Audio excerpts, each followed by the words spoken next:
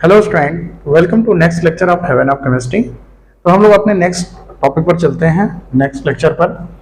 और इसके पहले मैं बात कर लूं कि हमने फॉर्मूला बनाना पढ़ लिया था। ओके, सिंपल एटम से लेकर पॉलीएटॉमिक आयंस तक के रिस्पेक्ट में कैसे फॉर्मूला बनेंगे, और उसी से रिलेटेड थोड़े कॉम्प्लेक्स पार्ट पर हम चलते हैं, जैसे क्यूप्रिक, क्यूप्रस। कुछ कंफ्यूजन होती है हमेशा, क्यूप्रस वर्ड दे दिया जाए क्यूप्रिक या फेरस या फेरिक, इस तरह से। तो इन्हीं कॉन्सेप्ट पर थोड़ा सा आज हम बात करने वाले हैं। तो हम बात कर लेंगे कि जैसे इसके पहले हमने फॉर्मूला बनाना देखा था, जैसे हम बात कर रहे हैं सोडियम कार्बोनेट।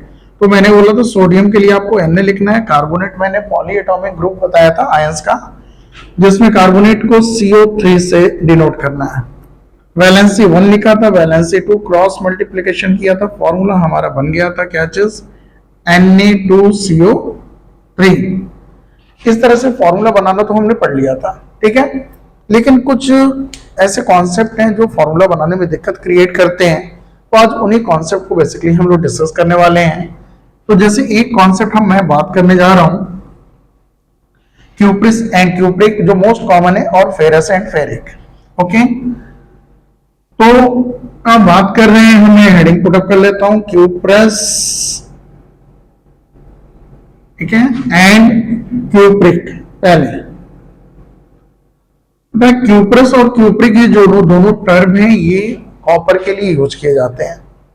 और अब बात कर ली ये टर्म क्यों यूज किए जाते हैं। एक्चुअल में ये टर्म तब यूज किए जाते हैं जनरली एक एलिमेंट एक से ज्यादा वैलेंसी शो करता है। तो कॉपर बेसिकली हम बात करते हैं, कॉपर एक्चुअल में हमने पढ़ा था हर मेटल की अपनी एक वैलेंसी होती है। जैसे सोडियम 281, तो एक इलेक्ट्रॉन रिलीज करता है और इसकी वैलेंसी 1 हो जाती है। क्लियर है।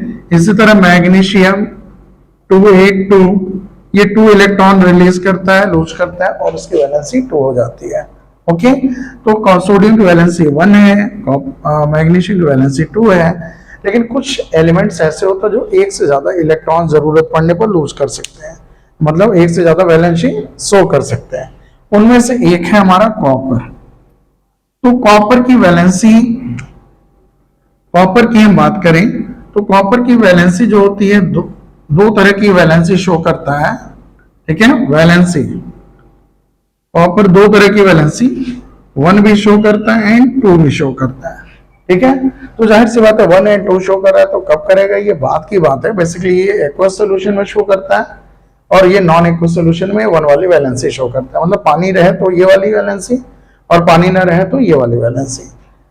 लेकिन हम बात कर रहे हैं कि अपने कैसे समझेंगे कि कब कौन सी वैलेंसी शो कर रहे हैं, या फॉर्मूले में कौन सी वैलेंसी यूज करनी है। तो बात करें यदि 1 है, यदि वैलेंसी 1 है, तो हमें एंड विथ OUS देखने को मिलेगा। ओके, और वैलेंसी यदि 2 है, हायर वाली वैलेंसी, तो इसके एंड में हमें IC देखने को मिलेगा, इक का सेंस।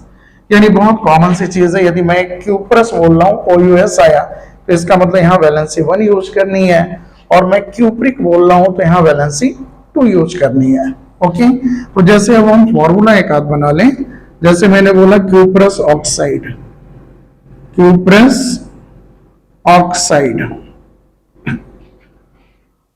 तो क्यूप्रस ऑक्साइड की बात करें तो कॉपर की वैलेंसी यहां 1 लेनी है, और ऑक्साइड मतलब ऑक्सीजन 2 लेनी है। ऑक्सीजन की वैलेंसी 2 होती है, आपने पिछले पढ़ा है पिछले लेक्चर्स में। अगेन क्रॉस मल्टीप्लीकेशन करते हैं, फॉर्मूला हमारा बनेगा क्या चीज, Cu2O। Cu के साथ 2 आया, O के साथ 1 गया, 1 हमें लिखने की जरूरत नहीं होती। तो ये क्यूप्रस ऑक्साइड का फॉर्मूला। एक चीज और बता, थोड़ी सी बात कर लें। क्यूप्रस ऑक्साइड के फॉर्मूला तो बन गया, लेकिन क्यूप्रस ऑक्साइड को एक और फॉर्म में लिखते हैं, ठीक है, जिसको हम स्टॉक नोटेशन बोलते हैं। वो कुछ जगह पर यूज होता है, और उसको भी आपको सीख लेना चाहिए। तो जैसे क्यूप्रस ऑक्साइड में कॉपर की 1 वाली वैलेंसी यूज हुई है, तो simply this can be written as copper, bracket में रोमन लेटर में हम क्या यूज करते हैं, फर्स्ट, कॉपर फर्स्ट ऑक्साइड, यानी जो वैलेंसी होती है वो ब्रैकेट में लिखी जाती है। तो ये सिंबल दे दिया है तो आपको कंफ्यूज होने की जरूरत नहीं है। जो ब्रैकेट में पोर्शन लिखा हुआ है उसकी वैलेंसी है मेटल की। क्लियर है? तो कॉपर के सामने जो भी लिखा है या किसी भी मेटल के सामने जो ये हमारा रोमन लेटर में डिजिट लिखी है ये उसकी वैलेंसी है। तो क्यूप्रस ऑक्साइड बोल सकते हैं या कॉपर फॉस्फेट ऑक्साइड, दोनों सेम चीज है। इसी तरह हम फॉर्मूला बना लेते हैं क्यूप्रिक ऑक्साइड का। ओके, क्यूप्रिक ऑक्साइड, तो क्यूप्रिक ऑक्साइड में अगेन सेम चीज, कॉपर है, ऑक्सीजन है, लेकिन क्यूप्रिक वर्ड आया, क्यूप्रिक में मैंने कहा क्या चीज, इक लगा है तो टू वैलेंसी, ऑक्सीजन की भी टू होती है। और वैलेंसी मैंने कहा कि यदि दोनों डिजिट्स आपस में सिंप्लीफाई हो रहे हैं तो उसको सिंप्लीफाई करके फॉर्मूला बनाते हैं। यानी ये दोनों डिजिट टू से कैंसिल आउट हो जाएंगे तो टू वन जा टू, ये भी टू वन जा टू, तो वन वन आ गया। किसी सेम डिजिट से दोनों को कैंसिलिफाई ये सिंप्लीफाई करना है भाई, तो सिंपली ये फॉर्मूला क्या हो गया हमारा CuO। तो ये हो गया क्यूप्रिक ऑक्साइड। तो इन द सेम वे यदि इसी तरह से हम चाहें तो इसको लिख सकते हैं copper second oxide. Okay, copper second oxide. तो मैं यहां लिख दे रहा हूं, जगह थोड़ी सी दिख रही है। तो कॉपर ब्रैकेट में लिया सेकेंड ऑक्साइड इसको, तो क्यूप्रिक ऑक्साइड बोला जाए या copper second oxide, both are same thing. Clear? तो ये कॉपर के सेंस में आपको थोड़ा समझ में रखना, बहुत कॉमन है, बहुत ज्यादा यूज होता है, थोड़ा सा इसको फॉलो करना पड़ेगा। इसी तरह हम सेम आते हैं एक आयरन का सेंस। ठीक है, आयरन के लिए बात करते हैं, सिमिलर रिस्पेक्ट फॉलो करेंगे। आयरन के लिए जो वर्ड हम यूज करते हैं ferrous and ferric, ferrous and ferric. तो फेरस यदि बात करते हैं यानी आयरन की अगेन दो वैलेंसी है जिसके कारण ये टर्म यूज किया जा रहा है। ठीक है, तो पहले हम बात करते हैं आयरन की जो वैलेंसी होती है, एक 2 होती है, एक 3 होती है। क्लियर है? ध्यान देना, कोई जरूरी नहीं है 1 2 हमेशा हो, यहाँ 2 और 3। अगेन सेम चीज है कि लोअर वैलेंसी के साथ जो कम वाली वैलेंसी है उसके एंडिंग में OUS लगा होगा, जो हायर वाली वैलेंसी है उसके एंड में IC लगा होगा। तो ए एंड विथ या एंड्स विथ OUS अगेन, और यहां पर हमारा क्या होगा भाई, एंड्स विथ ये वाली वैलेंसी लगी होगी तो IC, एक का सेंस अगेन आएगा, सेम चीज। तो जैसे मैंने बोला कि आपको फेरस ऑक्साइड बनाना है, फेरस ऑक्साइड, तो फेरस ऑक्साइड का फॉर्मूला में हमें Fe लिखना है, और ऑक्साइड मतलब ऑक्सीजन, वैलेंसी फेरस में OUS लगा है तो 2 लेनी है, ऑक्सीजन की 2, सिंप्लीफाई कर लिया, 2 से कैंसिल आउट हो जाएंगे दोनों, ये हमारा हो गया क्या चीज, FeO, फेरस ऑक्साइड। इसी तरह फेरस ऑक्साइड को मैंने कहा कि अभी मैंने स्टॉक नोटेशन जो बताया था उस फॉर्म में लिखना चाहें तो मैं इसको लिख सकता हूं आयरन, आयरन की कौन सी वैलेंसी यूज हुई है, सेकेंड वाली फेरस में, तो आयरन सेकेंड ऑक्साइड। क्लियर? इसी तरह फेरिक ऑक्साइड का फॉर्मूला जहां तो मेरा ख्याल खुद से बना सकते हो। फेरिक ऑक्साइड बनाए तो आयरन की वैलेंसी 3 ले लेंगे और ऑक्सीजन की 2, क्रॉस मल्टीप्लिकेशन कैंसिल आउट तो होगा नहीं, एक में 3 है वैलेंसी फेरिक ऑक्साइड में, फेरिक ऑक्साइड में बात करो, फेरिक ऑक्साइड लिखे तो एक की वैलेंसी 3 है, एक की वैलेंसी कैंसिल आउट नहीं होगा, क्रॉस मल्टीप्लाई करेंगे तो क्या आएगा, Fe2O3 जाएगा। तो आप खुद से इस तरह नेक्स्ट बना सकते हो। ओके, तो ये आपको एक बेसिक कॉन्सेप्ट आपको क्लियर रखना है फेरस और फेरिक और क्यूप्रस एंड क्यूप्रिक का। इसी तरह और भी स्टॉक नोटेशन यूज किए जाते हैं, और जो भी ब्रैकेट में लिखा हुआ है यहाँ रोमन लेटर में डिजिट, वो आपको एज अ वैलेंसी यूज करके काम कर लेना है। अब नेक्स्ट एक कॉमन सी चीज बात करते हैं, फॉर्मूले में एक छोटी सी प्रॉब्लम और होती है कि हमारे कुछ एलिमेंट्स जो हमारे रेंज के एटॉमिक नंबर से जो रेंज है हमारा 20 तक मैंने बोला था, उससे ज्यादा एटॉमिक नंबर के एलिमेंट्स कभी कभी आ जाते हैं। और वहां पर फॉर्मूला बनाना दिक्कत होती है थोड़ी सी। तो इसमें जो मोस्ट कॉमन है वो है हैलोजन फैमिली। तो आपने पीरियोडिक टेबल देखा होगा, पीरियोडिक टेबल में बहुत सारे ग्रुप्स हैं और उसी में यानी पीरियोडिक टेबल में जो बात करते हैं, पीरियोडिक टेबल जो हमारा बना है, यहाँ पर कुछ वर्टिकल कॉलम्स हैं, वर्टिकल कॉलम्स इनको ग्रुप्स बोलते हैं, और कुछ हॉरिजॉन्टल रोज हैं जिनको पीरियड्स बोलते हैं। ठीक है, ये ग्रुप्स जो बात करें 1 2 3 इस तरह से हमारे 18 ग्रुप्स हैं, जिसमें 17th ग्रुप की मैं बात करूं, 17 ग्रुप में जो हमारे मेंबर्स हैं ये fluorine, chlorine, bromine, iodine, एस्टेटिन, radio active है, जनरली ये 4 लेना है हमें।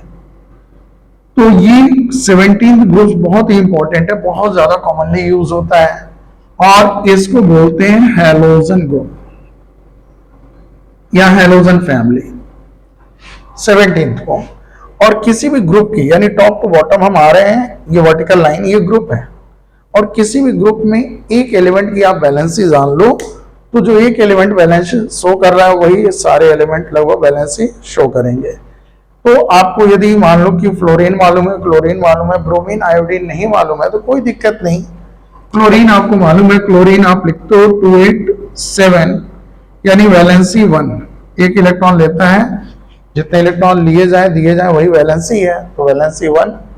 तो बाकी मेंबर्स की वैलेंसी 1 होगी भाई। ब्रोमीन और आयोडीन ये दिया जाता है तो वैलेंसी 1 यूज करनी है। जैसे मैं कह दूं सोडियम आयोडाइड, सोडियम आयोडाइड, तो सोडियम के लिए Na, आयोडाइड के लिए I, आयोडीन, और सोडियम की वैलेंसी 1, आयोडीन की नहीं मालूम लेकिन इस फैमिली का है, दिमाग में रखना है, वैलेंसी 1।